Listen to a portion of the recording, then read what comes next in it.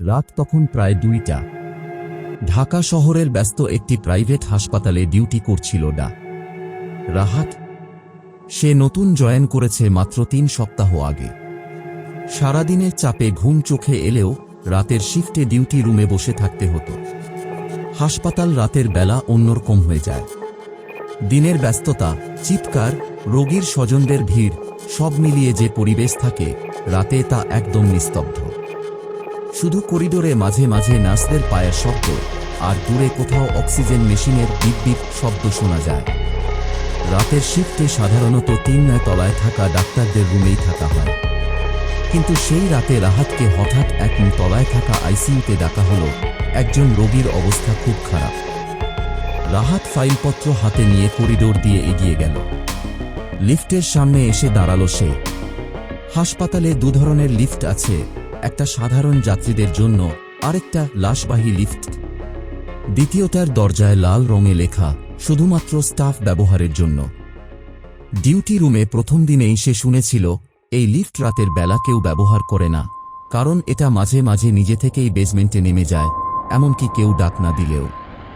আর বেজমেন্টেই হাসপাতালের মর্গ। রাহাত এসব গুজব বিশ্বাস করত না। তার মনে হয়েছিল হয়তো পুরনো লিফট, তাই কখনো কখনো ত্রুটি হয়। সেদিনও সে সাধারণ যাত্রী লিফট ডাকল, কিন্তু বোতাম চাপার পরও লিফট আসছিল না। করিডোর ফাঁকা, চারপাশে অদ্ভুত নীরবতা।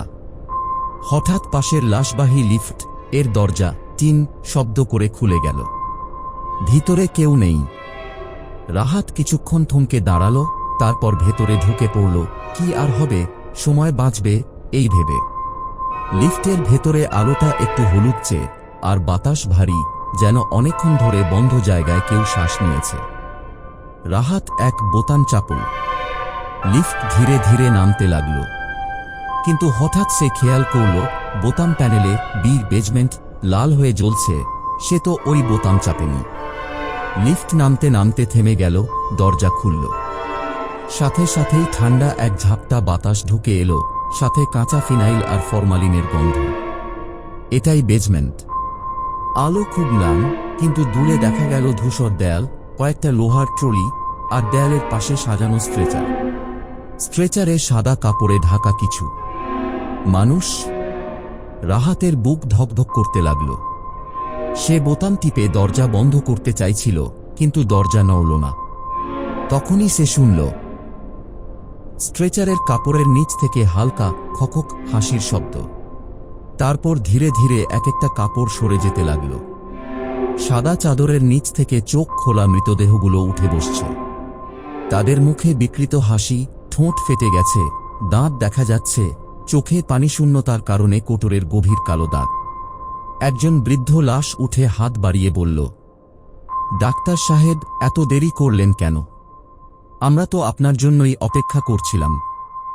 রাহাত আতঙ্কে পেছাতে গিয়ে লিফটের দেয়ালে ধাক্কা খেল।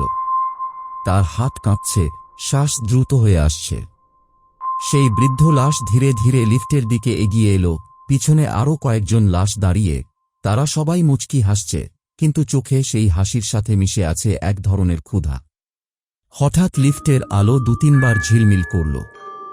এক মুহূর্তে সব অন্ধকার হয়ে গেল।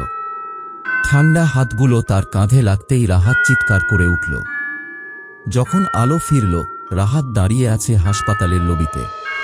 পাশে সিকিউরিটি গার্ড অবাক হয়ে বলছে, ডাক্তার সাহেব, আপনি এখানে কি করছেন?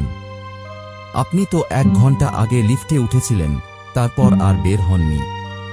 রাহাত কিছু বলল না, শুধু বোঝার চেষ্টা করছিল কিভাবে সে বেজমেন্ট থেকে লবিতে এলো।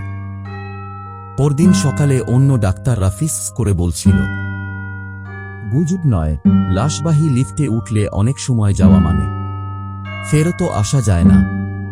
সেদিনের পর থেকে রাহাত সেই হাসপাতালে আর ডিউটি করেনি।